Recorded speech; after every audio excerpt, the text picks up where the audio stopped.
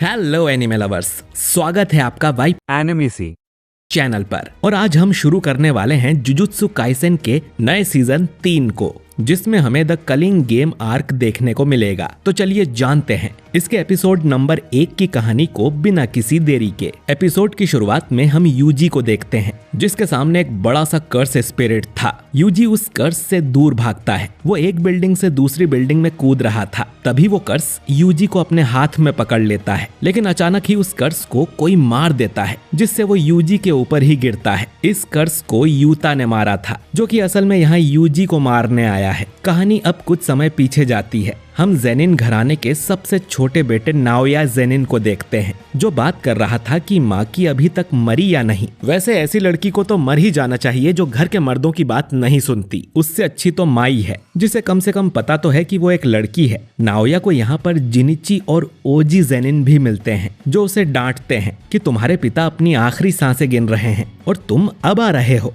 Naoya बोलता है कि किसे फर्क पड़ता है, सबको मालूम है कि जेनिन घराने का अगला वारिस मैं ही हूँ। मेरे सारे बड़े भाई किसी काम के नहीं हैं। अंकल ओजी, आपका तो कोई बेटा भी नहीं है, बस 2 बेटियां हैं। और जिनिची, तुम्हारी तो शक्ल ही खराब है, अपने भाई तोजी से बिल्कुल उल्टी। नाओया की बातें सुन ये गुस्सा हो जाते हैं, और असल में ये तीनों स्पेशल ग्रेड 1 के सॉर्सरर्स हैं। तभी इन्हें खबर दी जाती है कि जेनिन घराने के हेड नाओबितो जेनिन अब इस दुनिया में नहीं रहे और अब उनकी वसीयत पड़ी जाएगी। उनकी आखिरी इच्छा थी कि उनके बाद नाओया को जेनिन घराने का अगला हेड बना दिया जाए। सारी जमीन जायदाद और कर्स्ड टूल्स जो कि जुजुत्सु हाई की तिजोरी में रखे हैं, उन पे नाओया का हक होगा। लेकिन अगर किसी कारण से सातोरू गोजो की मौत हो जाती है या उसे कुछ बीमारी हो जाती है, तो तोजी की इच्छा पूरी की जाएगी और मेगुमी को जेनिन घराने का हेड बना दिया जाएगा और सारी जायदाद भी उसके नाम हो जाएगी। ये बात सुन नाओया को अच्छा नहीं लगता। उसे पता चलता है कि मेगुमी इस समय टोक्यो में है और यूजी की तलाश में गया है।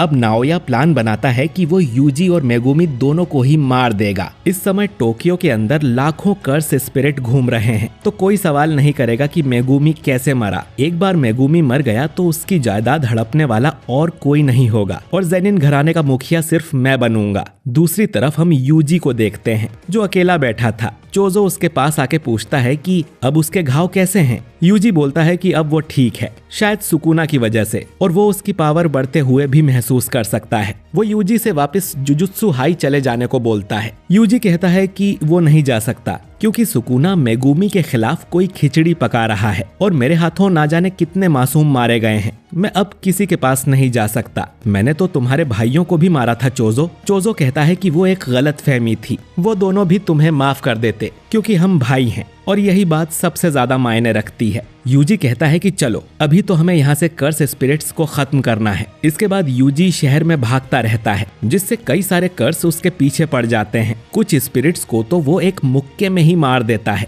वो अपने पीछे कई सारे कर्सेस को भगाते हुए अंडरग्राउंड ब्रिज में ले आता है, जिसकी दूसरी साइड चोजो खड़ा था। वो अपने पियर्सिंग ब्लड टेक्निक से एक शॉट में ही उन सबको मार देता है। एक कर्स चोजो के पीछे आता है तो यूजी उसे मुक्का मार के खत्म कर देता है। चोजो मन में सोचता है कि जब तुम मुझसे लड़े थे तब भी बहुत पावरफुल थे, लेकिन अब तुमने अपनी कर्स्ड एनर्जी को कंट्रोल करना सीख लिया है। तुम पूरी तरह से ठीक नहीं हुए, फिर भी तुम एक डीमन गॉड हो। मेरे छोटे भाई से मैंने यही उम्मीद की थी। वो यूजी को उसके फादर के बारे में कुछ बताने वाला था, लेकिन तभी यहाँ पर नाओया आ जाता है और पूछता है कि मेगुमी कहाँ है, वो अब तक नहीं आया क्या? और तुम दोनों अभी तक यहाँ से भागे नहीं? यूजी पूछता है कि हम भागेंगे क्यों? तो नाओया बताता है कि तुम्हें मौत की सजा सुनाई गई है क्योंकि अब गोजो यहाँ नहीं है, तो तुम्हें कोई प्रोटेक्ट नहीं कर सकता। गोजो के डर की वजह से हायर अप्स ज्यादा उंगली नहीं करते थे। नाओया आगे कहता है कि वैसे तो मैं मेगुमी को मारने आया था, पर अब तुम्हें भी ठिकाने लगा ही देता हूँ। तभी वो यूजी के पीछे आकर उसे मुक्का मार देता है। चोजो उस पे अटैक करने जाता है तो वो उसके भी पीछे पहुंच जाता है और उस पे मुक्कों की बारिश कर देता है।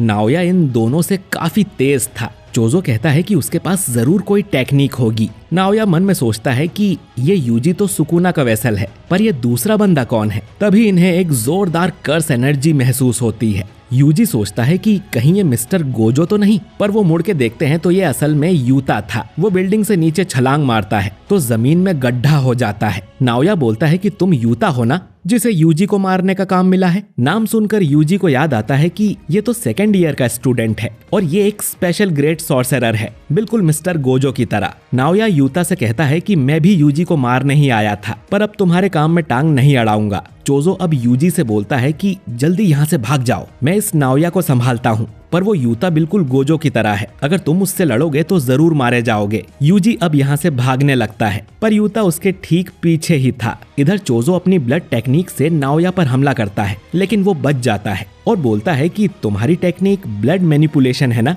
पियर्सिंग ब्लड को छोड़ के उसमें डरने जैसा कुछ नहीं है और पियर्सिंग ब्लड को चार्ज करने में थोड़ा टाइम लगता है, यानी मैं तुम्हें आराम से मार दूंगा। चोजो कहता है कि तुम अपनी सोचो, तुम्हें लगता है कि तुम मेरे भाई पर हमला करके यहाँ से जिंदा वापस चले जाओगे। इधर यूता ने यूजी को पकड़ लिया था और यही सीन हमने एपिसोड की शुरुआत में देखा था, जहां वो कर्स से नहीं बल्कि यूता से बच के भाग रहा था। यूजी और यूता में फाइट होने लगती है और यूजी उसके सामने कमजोर पड़ रहा था। यूता दिखने में भले ही कमजोर है, लेकिन उसकी कर्स एनर्जी बहुत ही ज्यादा है। ये असल में यूजी का बिल्कुल ओपोजिट है, जो वैसे तो बहुत स्ट्रांग है लेकिन उसमें इतनी कर्स एनर्जी नहीं है। यूता बोलता है कि मेरे अंदर गोजो सेंसे से भी ज्यादा कर्स एनर्जी है, लेकिन गोजो के पास 6 आईज है, तो जब भी वो कोई टेक्निक इस्तेमाल करते हैं उनकी एनर्जी बिल्कुल खत्म नहीं होती, इसीलिए वो नंबर 1 है। मेरी कर्स एनर्जी खत्म हो सकती है लेकिन उनकी कभी नहीं। यूता अब फिर से यूजी पर हमला कर देता है, क्योंकि यूता की कर्स एनर्जी इतनी ज्यादा है तो यूजी समझ ही नहीं पा रहा था कि वो कब कौन सा अटैक करेगा।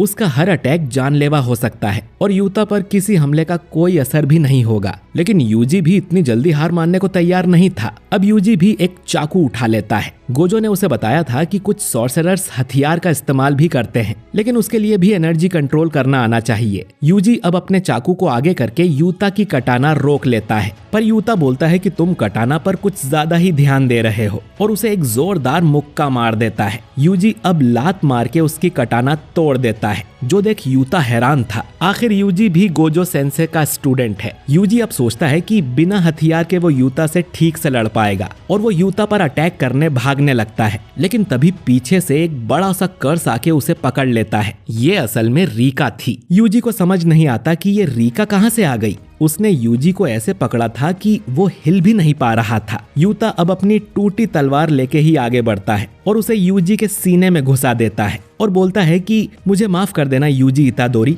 और यूजी की मौत हो जाती है और ये एपिसोड भी यहीं पर एंड हो जाता है। तो दोस्तों, क्या यूता ने सच में यूजी को मार दिया? जानेंगे अगले एपिसोड में, जो कि इसके साथ ही रिलीज किया गया है। अगर आप चाहते हैं कि मैं इस सीरीज को कंटिन्यू रखूं तो कमेंट में यस जरूर टाइप करें। बाकी वीडियो अच्छा लगा हो तो इसे लाइक और शेयर कीजिए, और अगर आप हमारे चैनल वाइपर एनीमे एक्सप्लेन्ड पर नए हैं तो चैनल को सब्सक्राइब करके बेल आइकन जरूर दबाइए। मैं मिलता हूं आपसे अगले वीडियो में। शुक्रिया।